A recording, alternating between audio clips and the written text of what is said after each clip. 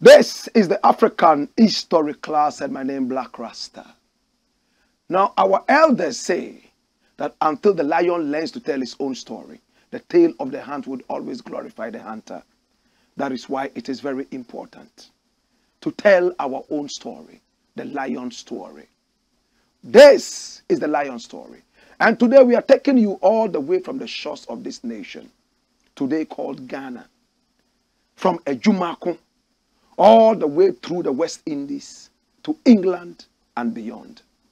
Today we are going to be talking about one of the youngest people independently put on a ship as a slave and carried all the way to the so-called white man's land, the land of the enslaver.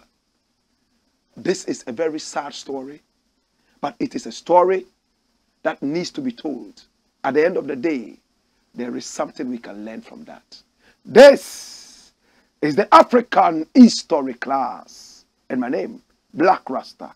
Come here. Watch me. Today we are telling the story of Ottobah Quabna Cugoano. Ottobah Quabna Cugoano. And that is a painting that you can see right there. Ottobah Quabna Cugoano was born exactly 200 years before this nation became independent of the Gold Coast and became Ghana. And he was born in Ejumako. Ejumako is located right here in present-day Ghana.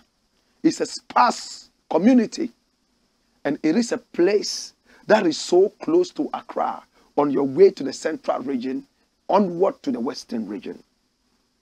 It's a place that is occupied by the ethnic group known as the Fanti. Ottobah Cugoano was born and named Quabna, and he was born exactly 200 years before the independence of this nation. Ottobah Quabna Cugoano in 1757, exactly 200 years before we had our independence. And he was carried as a slave at the age of 13. How did this happen? Come here, let me tell you more. Listen, watch me. Ottobah Quabna Cugoano had his parents as farmers. Mother, father, brothers and sisters all went to the farm, but he was so young, so they left him to play in the compound of the chief of Ejumako. Whilst he was playing in the compound, enslavers came into the area, picked him up, whilst he was crying and shouting because they looked different from his father.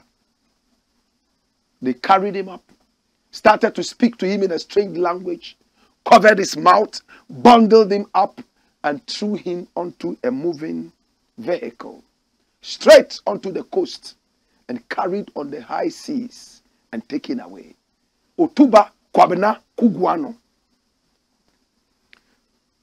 At the age of 13, he was already a slave. They didn't need to chain him. He was not put in very, very strict places. He was not shackled, neither was he chained. And he ran on the ship, left, right, and center. He was born Ottobah Quabna Cugoano.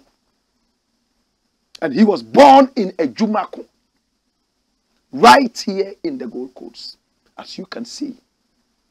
Now look at what happened. At the age of 13, when he was kidnapped, he was carried all the way through Cape Coast, also right here in Ghana, present day, on a slave ship all the way to Grenada. He worked on a plantation in the Lesser Antilles until he was purchased in 1772. In 1772. How old was Ottobah Quabna? Carried into slavery when he was only 13 years old. And then by 1772, he was purchased by a man by name Alexander Campbell. He was a Scottish plantation owner who took him into his household. And by the late 1772, Campbell took him with him on a visit to England, where Cugoano had his story totally changed. My God have mercy. I need you to open your ears and listen to this story with rapt attention. My brother, my sister, carried all the way at the age of 13 into slavery.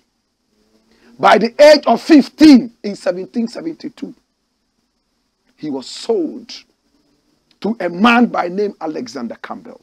He took him to England, and in England, where his destiny took a new direction, he made a strong impact that will never be forgotten. Listen to this. On August 20, 1773, he was baptized at the James's Church in Piccadilly. Listen. He was baptized when he was only 16. Are we right? And when he was baptized, right there at Piccadilly, they changed his name from Ottobah Quabna Cugoano to James Stuart, John Stuart. John Stuart. He was only how old? 16 years. Carried on the slave ship at 13, 15 sold already to one Alexander Campbell. And then the following year, when he was 16, he was baptized. And his original African name, fancy name, taken away from him, and he became John Stuart.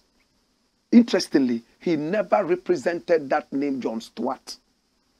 Even as a little child, he hated the sound of the word Stuart. Stuart. He didn't like it. Look at what happened next. Ottobah Quabna Cugoano. And remember that he was baptized at St. James's Church in Piccadilly. Note that. That is why we are telling this story today. In England, he secured his freedom. And when he secured his freedom, watch what happened. He met two very important people. Number one was Richard Causeway. This man, he was a painter. And he was the one who looked at the young boy, the way he ran around his things, and decided to paint him so beautifully.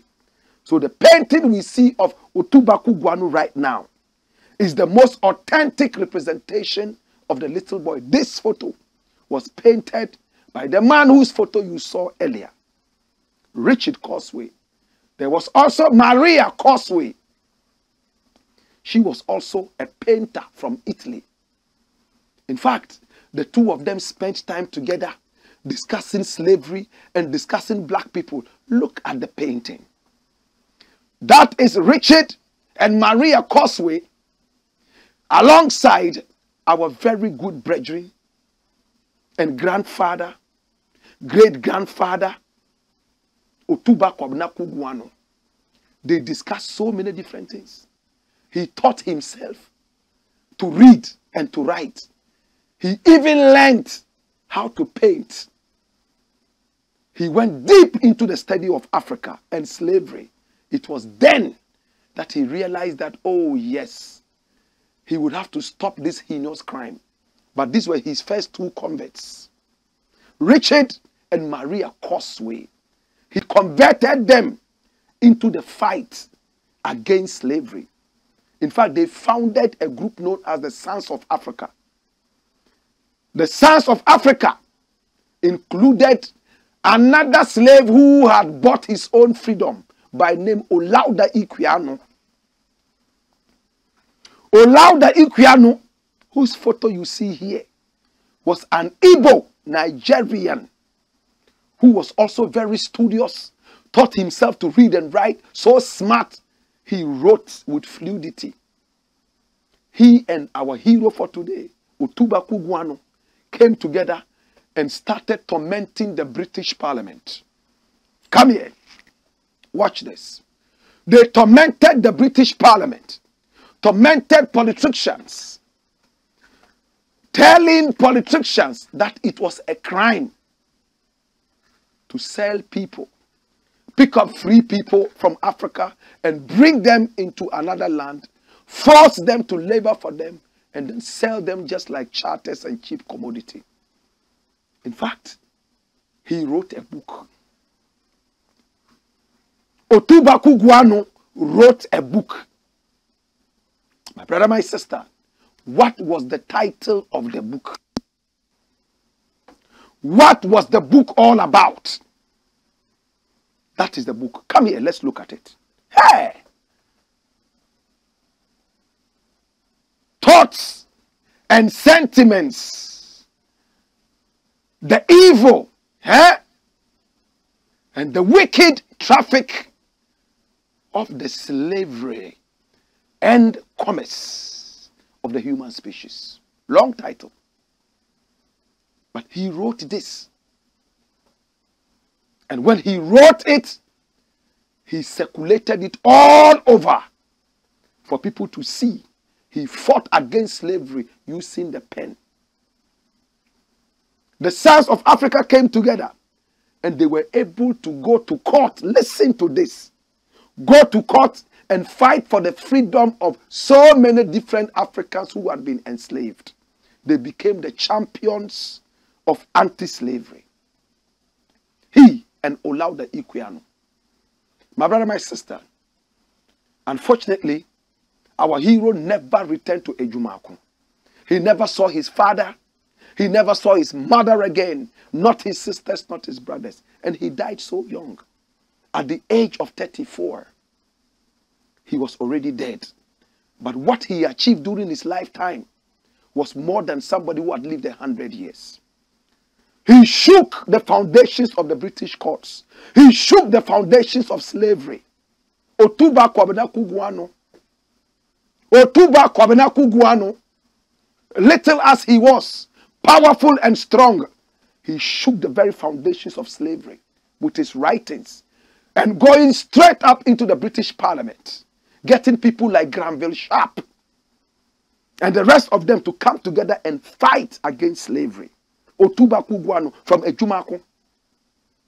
Sadly, he died at 34. There is no recognition for him anywhere in Ghana. You can never finish talking about the story of slavery and the Back to Africa movement without talking about Ottobah Quabna Cugoano. They were the founders of this, the foundations. He moved so fast, so quickly, with his short life. Within that short life, he achieved a lot. The Back to Africa movement, he was one of those who began it. I give him so much credit alongside Ottobah Quabna and Igbo man. They were the best of friends. And he was full of oratory. He would go around getting white people to buy into the anti-slavery story, including Granville Sharp, Richard and Maria Cosway. My God. And when he died at 34, so young, Bob Marley died at the age of 36. Ottobah Quabna lived longer, but he died at 34. When he died, no recognition for him anywhere in his country of birth, Ghana. There's nothing to show that the people of Ejumaku even appreciate the life of this great son of the land. Not a statue, not a bust, not even a painting of him anywhere. Again, it took the British to come out and say, look at the achievement of this little boy. Look how he shook the foundations of slavery with his writing and his active participation in uprooting the evil of slavery. And they decided that they would do something for him. Go back to those screenshots, the final part of it. Watch how they decided to commemorate him. Watch this. And this is from Wikipedia.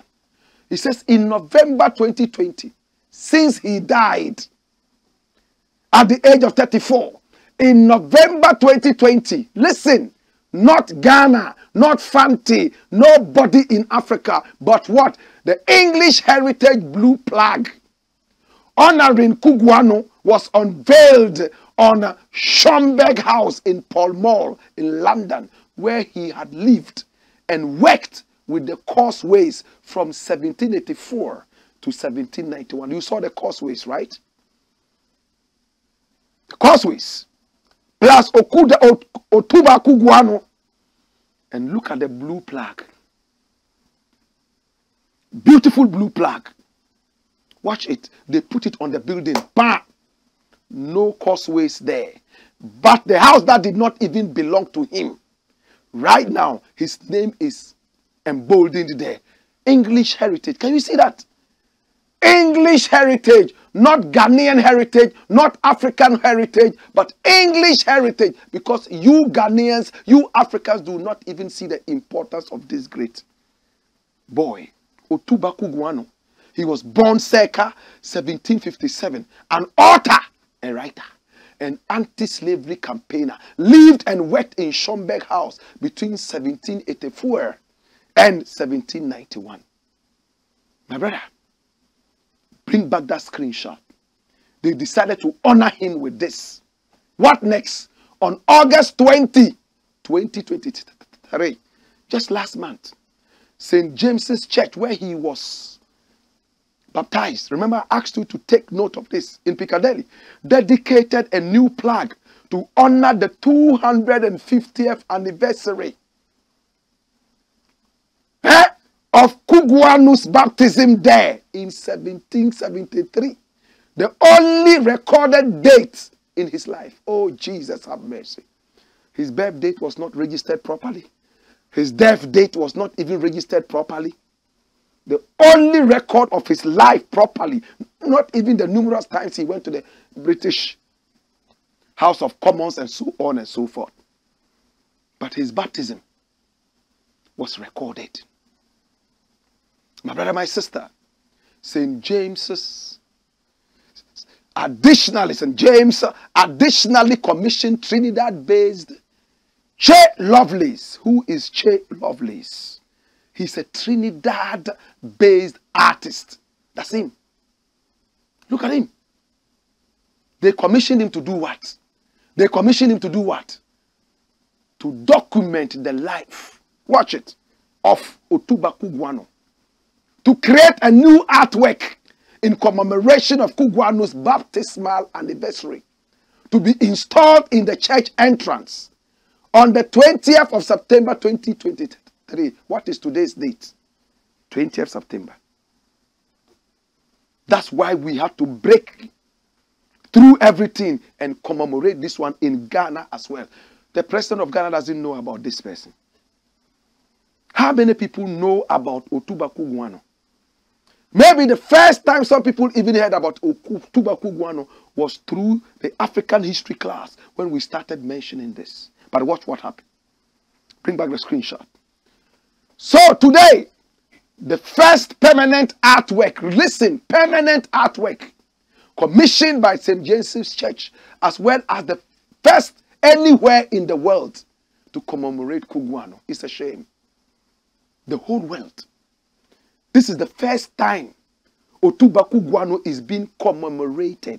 Not in Ejumakun, not in Accra, not Cape Coast, not Takraze, nowhere, but far away in England. And they see him as a British heritage.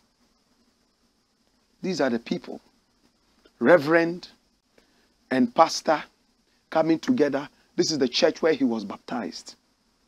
I'm going to keep hammering this tale. We honor this great son of the land. So they are going to put the paintings there. Let's look at some of the paintings of Che Lovelace, Trinidad-based artist. Watch him. Nice paintings. Can you see that? Look at it. You will see Ottobah breaking away from slavery in England. Can you see him? With all the muscles from Ejumakun. He broke away. That's him.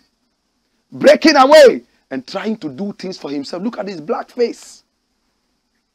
Can you see him showing his strength in between the two black faces? This is a beautiful piece of art.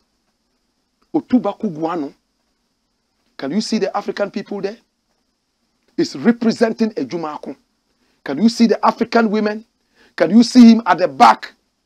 I'm coming from Africa, but they have enslaved me. Can you return me to Africa? As if to say, these are the paintings gracing the place. They have taken a big chunk of history, and Ghana is still sleeping here, not honoring our heroes. Africa is not honoring its heroes. Has Nigeria commemorated Ottobah Quabna? Now look at the story the BBC wrote. And we are going to close with that.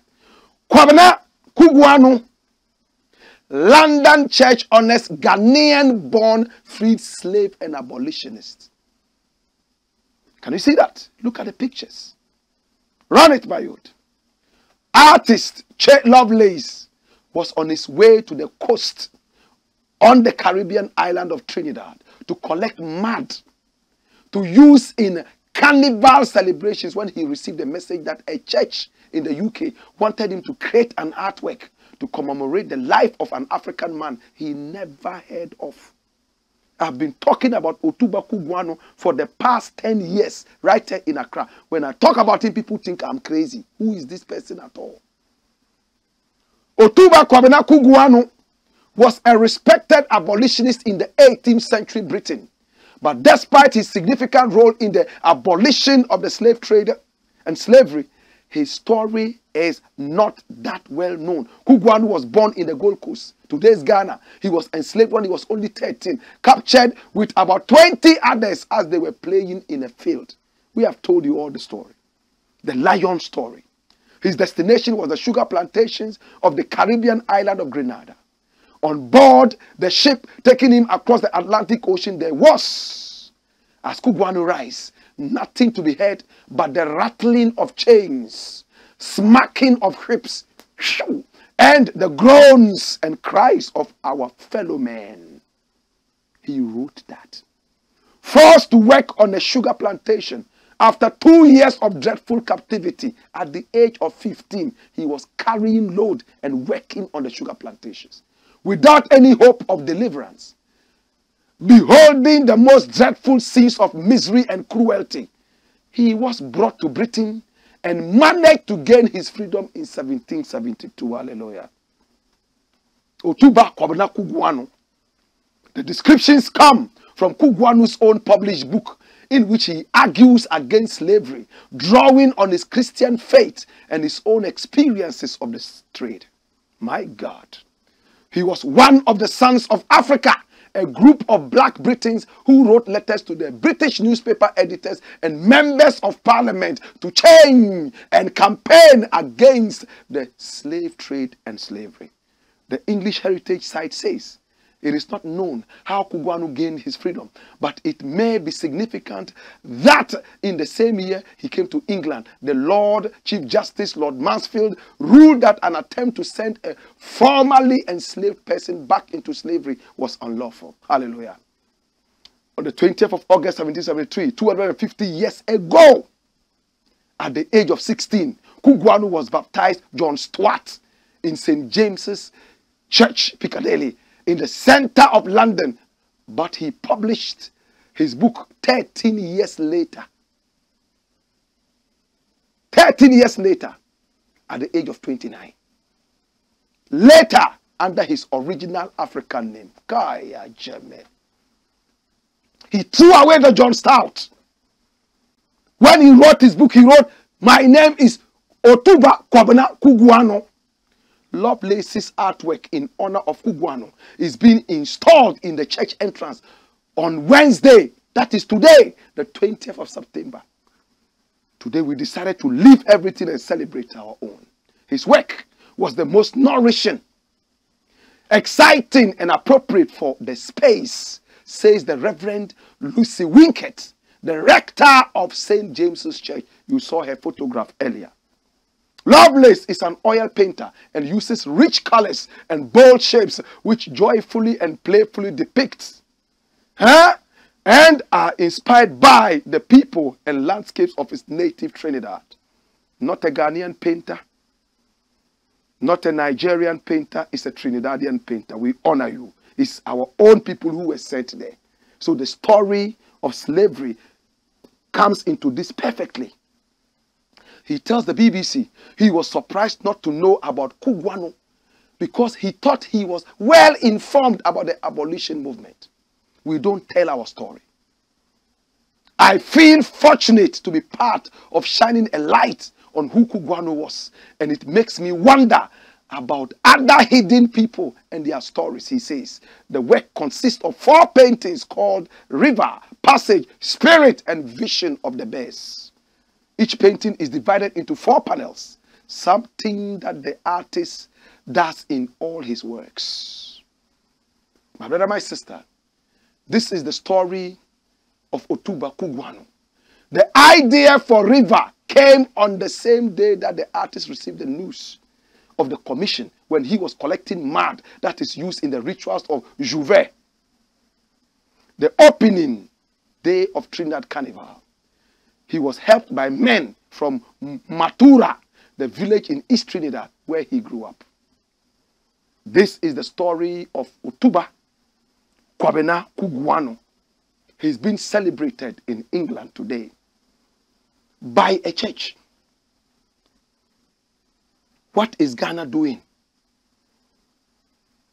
You erect statues of idiots all over the streets.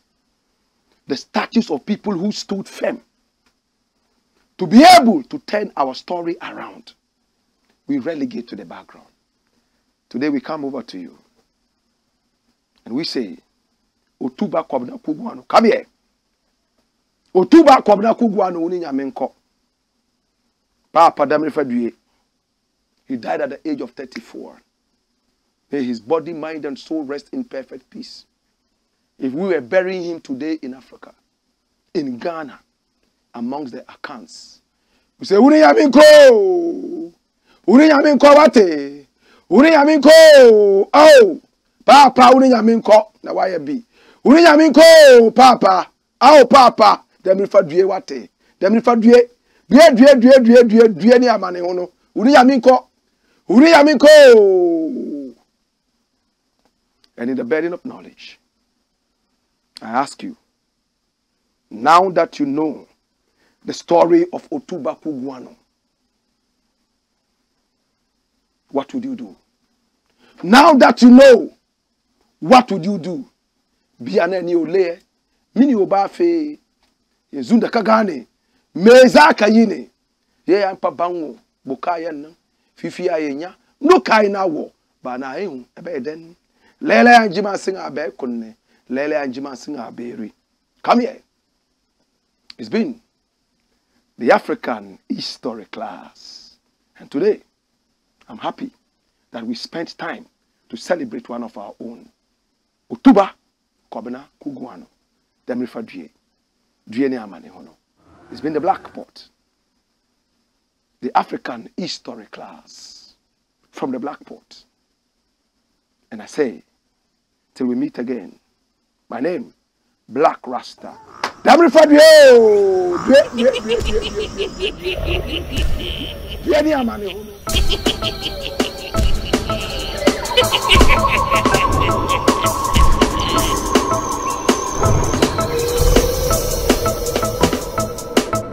Ila chindela lenywa ila muwa matinda batomu ndabiye pete kaba welane Jesu bien ngene kaba welano ila chindela lenywa wa